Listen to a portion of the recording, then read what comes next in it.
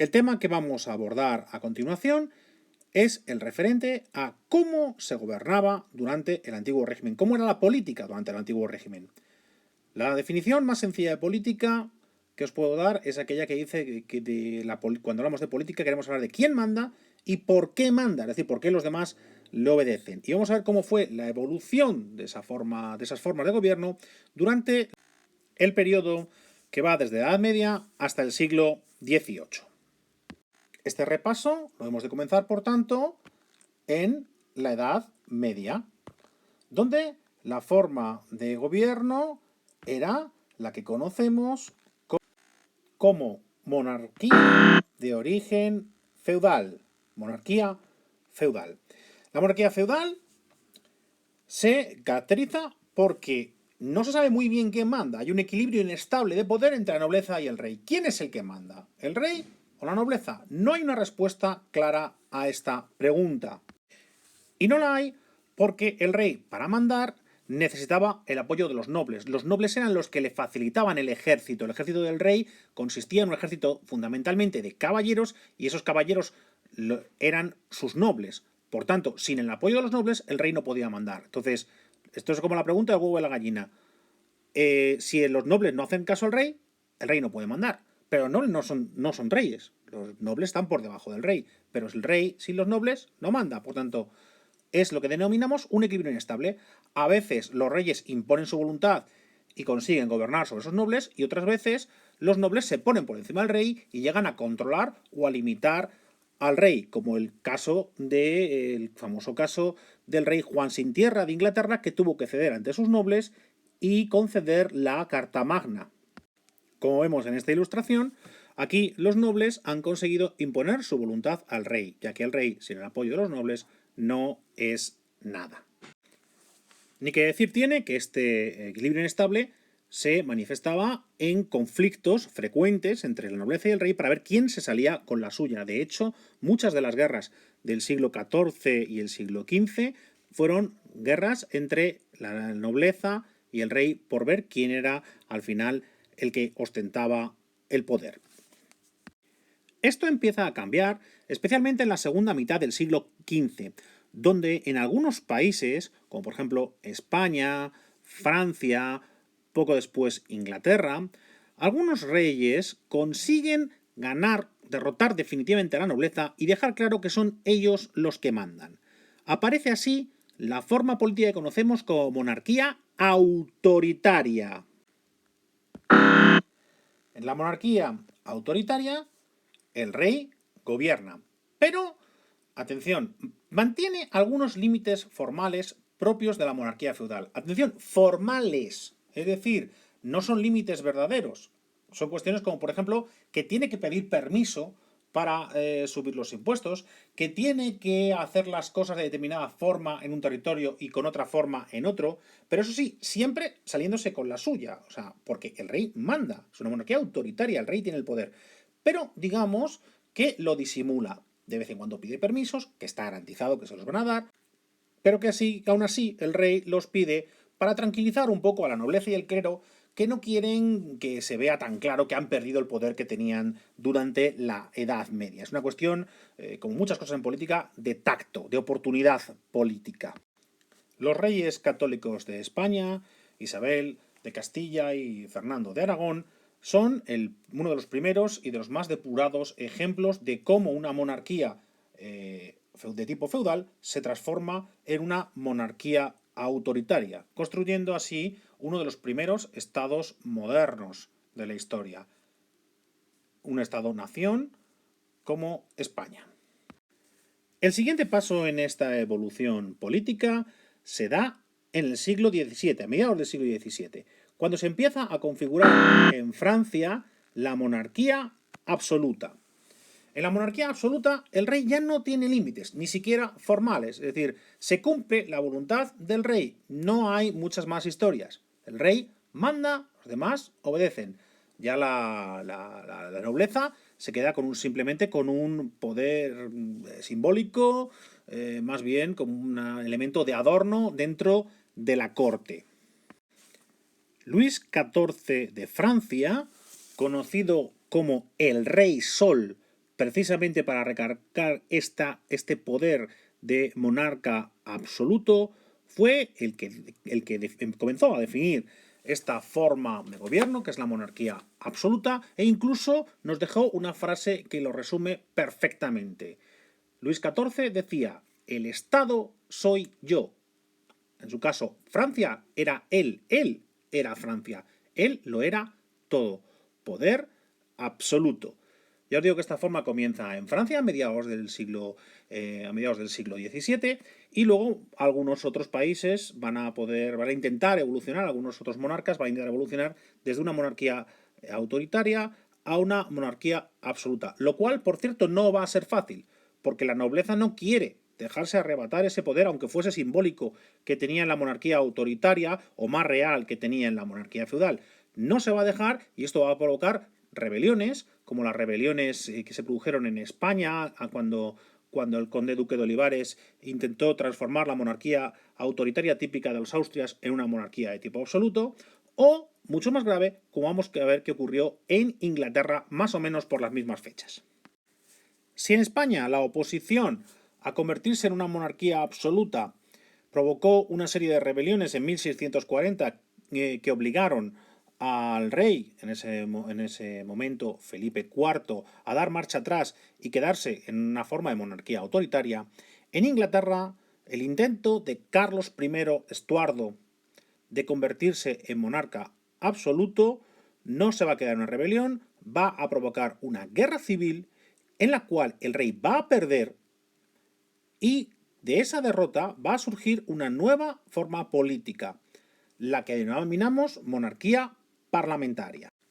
En la monarquía parlamentaria, el rey pierde todo su poder y queda como una figura fundamentalmente simbólica, con muy poquita capacidad de acción política y, según pase el tiempo, ya ninguna.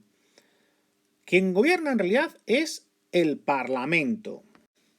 Un Parlamento que representa a los que han derrotado al rey, la nobleza y la burguesía rica de las ciudades.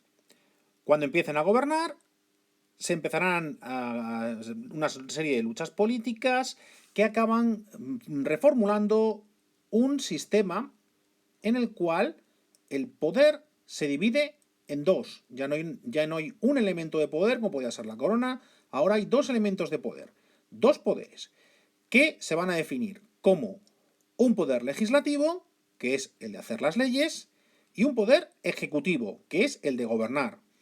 El que gobierna no tiene poder absoluto. ¿Por qué? Porque tiene que cumplir las leyes. Y el que hace las leyes no tiene poder absoluto porque en realidad solo hace las leyes, no puede gobernar. Entonces se produce así un equilibrio de poderes que es lo que va a dar estabilidad al sistema. En un principio, esta fórmula solo se aplica en Inglaterra durante la segunda mitad del siglo XVII y sobre todo durante el siglo XVIII. Y llegamos ya al siglo XVIII, en el cual se va a desarrollar una forma evolucionada de la monarquía absoluta, la que llamamos monarquía ilustrada. La monarquía ilustrada decíamos que es un paso más en la monarquía absoluta, porque el rey lo controla absolutamente todo, incluyendo las mentalidades. O sea, controla lo que sus súbditos pueden pensar, controlando la educación, hasta entonces en manos de la Iglesia, en la mayor parte de los países, y la religión. Entonces, esta preocupación de los reyes por controlarlo absolutamente todo se disimula diciendo que es por el bien del pueblo, porque los monarcas ilustrados comparten las ideas del movimiento cultural que veremos luego, que es la Ilustración. Entonces están, digamos, a la moda cultural. Ellos quieren aplicar medidas que la Ilustración dice que son mejores y que van a hacer que los pueblos prosperen y sean más felices. Entonces, con esa excusa, los reyes lo van a controlar absolutamente todos. Este poder tan total se puede ver en el nombre que recibe habitualmente esta forma de monarquía ilustrada, a la que se conoce también como despotismo ilustrado. Déspota es una forma de tiranía. Carlos III de España es uno de los principales representantes de esta forma política del despotismo ilustrado. Aunque para entender mejor lo que es el despotismo ilustrado, tenemos que conocer su programa político, que es lo que vamos a ver en el siguiente tema cuando hablemos de la Ilustración.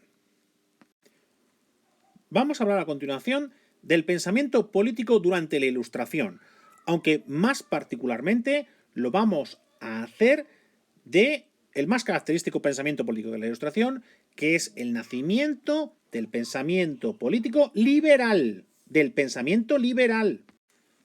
A finales del siglo XVII se difunde la obra de un filósofo inglés llamado John Locke.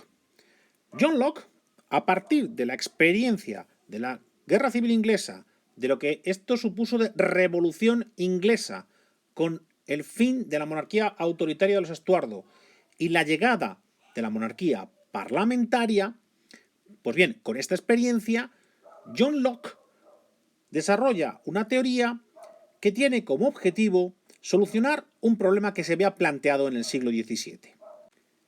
El inglés Thomas Hobbes había desarrollado en su obra Leviatán la idea de que el hombre es, por naturaleza, un ser salvaje, agresivo.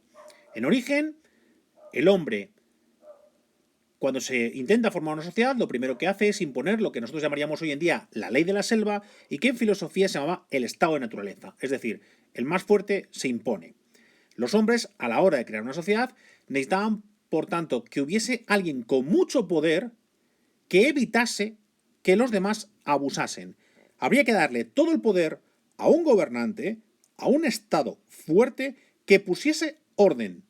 Y para poner orden necesitaba el máximo de fuerza posible. Por tanto, Hobbes se considera uno de los principales teóricos del absolutismo.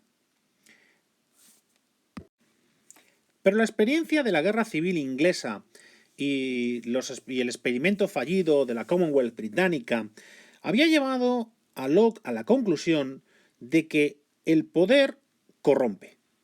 Y cuanto más poder, más corrupción.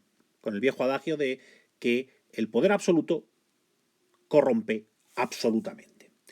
Por ello, Locke desarrolló la idea de que la única manera de evitar que hubiese un poder que se corrompiese y que por tanto abusase de ese poder, la única manera de evitar ese abuso es colocarle enfrente otro poder equivalente, porque ambos poderes, uno enfrentado al otro, no podrían crecer, se separarían, se limitarían, se detendrían uno al otro. Esta idea fundamental es la que se conoce como separación de poderes. La experiencia del parlamentarismo inglés le permitió a Locke definir cuáles podrían ser estos dos poderes. Uno sería el poder ejecutivo, el poder de gobernar, en manos del gobierno. Lo que en Gran Bretaña tomó pronto el nombre de gabinete y en España podríamos considerar un equivalente en el Consejo de Ministros. El otro poder es el que llamamos legislativo. El legislativo tiene el poder de crear las leyes, es decir, de crear las reglas de juego. De este modo, limita al ejecutivo. Por ejemplo, la forma más habitual es mediante la ley más importante que hay en cualquier parlamento a lo largo del año, la llamada ley de presupuestos. Diciéndole en qué se puede o no se puede gastar el dinero es una forma, y cuánto dinero va a haber, es una de las formas que tiene el legislativo de controlar al ejecutivo. Podréis pensar entonces, ¿el legislativo manda más que el ejecutivo? Porque es el que marca lo que se puede y no se puede hacer. Relativamente, porque aunque él marca las reglas del juego, el ejecutivo es el que toma las decisiones de gobierno, es el que ejecuta las decisiones de gobierno. Entonces, se consigue un equilibrio funcional, que funciona. De hecho, recordemos que John Locke llega a estas conclusiones después de ver que eso funciona en el Parlamento inglés. Es este éxito el que va a animar a muchos ilustrados a investigar sobre las razones de este éxito y coger las ideas que Locke había dejado escritas en su obra Dos tratados sobre el gobierno civil, que inspiraron, sin lugar a dudas, a los ilustrados del continente. Los principales pensadores del liberalismo político ilustrado son Montesquieu, Voltaire y Rousseau. La principal aportación de Montesquieu al liberalismo político es su profundización en el concepto de división de poderes de Locke. En su obra El espíritu de las leyes, Montesquieu perfeccionó el sistema de Locke añadiendo un tercer poder, el poder judicial, que se encargaría de que se aplicasen las leyes, es de vigilar que los otros dos poderes cumpliesen las reglas del juego. Esta es la fórmula que se puede encontrar hoy en día en todas las democracias del mundo. La división en tres poderes: poder ejecutivo, legislativo y judicial. El siguiente autor del que vamos a hablar es de Voltaire. Voltaire, más que un pensador original, es un magnífico propagandista de la Ilustración.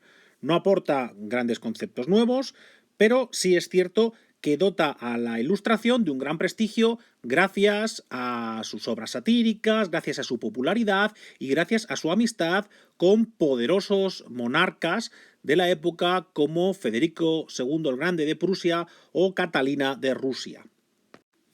Jean-Jacques Rousseau aportó varios conceptos fundamentales al liberalismo político. Su obra fundamental en este campo es el contrato social.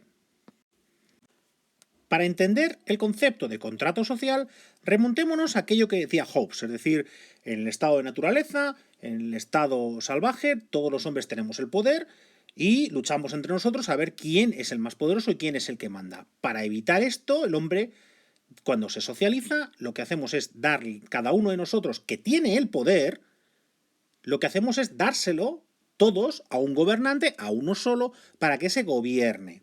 Entonces, se produce así el desarrollo de la idea de contrato. Todos tenemos el poder, lo que se define como soberanía nacional, es decir, todos y cada uno de nosotros somos reyes, todos somos soberanos, pero le cedemos nuestro poder, nuestra soberanía, a un gobernante a cambio de que nos gobierne en función de la voluntad general, es decir, de acuerdo a lo que sea bueno para la mayoría. Repasemos los conceptos claves que nos aportó Rousseau. Con soberanía popular se refiere a que todos nosotros somos soberanos, todos tenemos un poder. Pero lo que hacemos es que le cedemos nuestro poder a un soberano, a un gobernante, a cambio de que nos gobierne bien. Por eso hablamos de contrato social. Nosotros, ciudadanos, le damos nuestro poder al gobernante, pero cuidado, atención, palabra clave aquí, contrato. La palabra contrato es la clave. Nosotros le damos nuestro poder a cambio de que el soberano nos gobierne de forma justa, de forma eficaz, que nos gobierne bien. Y esto nos lleva al tercer concepto clave, el de voluntad general. ¿Qué es gobernarnos bien? ¿Cuándo sabemos que el rey, el soberano, el gobernante, está cumpliendo el contrato? Pues cuando gobierna de acuerdo a la voluntad general, es decir, la voluntad de la mayoría. Cuando el gobernante hace caso a las mayorías, entonces está cumpliendo el contrato social y es un gobernante justo. Si el gobernante no lo hace, no cumple con la voluntad general, entonces ese gobernante ha roto el contrato social y pierde su legitimidad, su derecho al gobierno. Se le puede reemplazar, se le puede derrocar, hay que buscar otro gobernante que cumpla el contrato social. Estos conceptos son fundamentales en el desarrollo del liberalismo político que dará origen a los nuevos sistemas políticos tras las revoluciones liberales y a las democracias actuales. Aunque también, cuidado, porque el concepto de voluntad general dio origen también a los totalitarismos, en los cuales la excusa de la mayoría se puede utilizar para oprimir e incluso exterminar a las minorías.